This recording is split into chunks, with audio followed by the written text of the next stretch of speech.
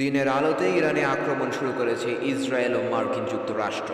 ইরানের আকাশ ছেড়ে এগিয়ে চলছে ইসরায়েলি যুদ্ধ বিমান। এটি ইসরায়েল ও যুক্তরাষ্ট্রের যৌথ আক্রমণ নিশ্চিত করেছে ইসরায়েল।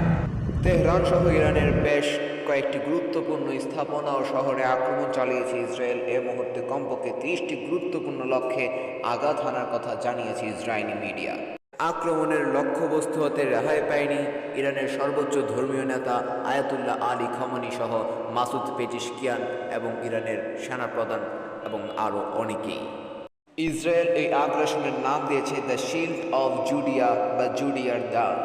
ডাল দিয়ে আগ বাড়িয়ে হামলা করা যায়।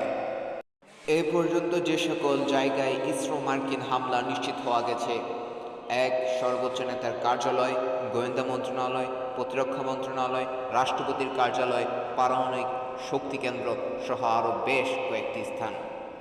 ইরানের প্রথম দফার হামলায় ব্যবহৃত হয়েছে মার্কিন টমাহক ক্রুজ মিসাইল, ছোড়া হয়েছে ওমান উপসাগর থেকে। মধ্যেই মার্কিন প্রেসিডেন্ট ডোনাল্ড ট্রাম্প পেশ করেছেন তার সেই বিতর্কিত বক্তব্য, আমরা ইরানের উপর বড় ধরনের হামলা চালিয়েছি, ইরানের অপশক্তিকে শেষ করে আমাদের লক্ষ্য, ইরানের অশুভ শক্তির হুমকি থেকে মার্কিন জনগণকে রক্ষা করতেই আমাদের এই আক্রমণ। ট্রাম্প আরও বলেছেন, আমরা ইরানের ক্ষেপণাস্ত্র সক্ষমতা ধুলোয় মিশিয়ে দিব, তাদের নৌবাহিনীকে নাকানি চুবানি খাওয়াবো। ট্রাম্প বলেছেন, ইরানের প্রক্সিরা যেন আর মাথা তুলে দাঁড়াতে না পারে, আমরা সেটাও নিশ্চিত করব। বিপ্লবী গার্ড বাহিনীকে অস্ত্র নামিয়ে ফেলতে নির্দেশ দিয়েছেন ট্রাম্প। তার ভাষায়, তোমরা যদি অস্ত্র সমর্পণ করো তাহলে তোমাদের প্রতি সুবিচার করা হবে, অন্যথায় নিশ্চিত মৃত্যু। আর ইরান এই আক্রমণকে একটি নিশ্চিত অবিচার হিসেবে মনে করছে।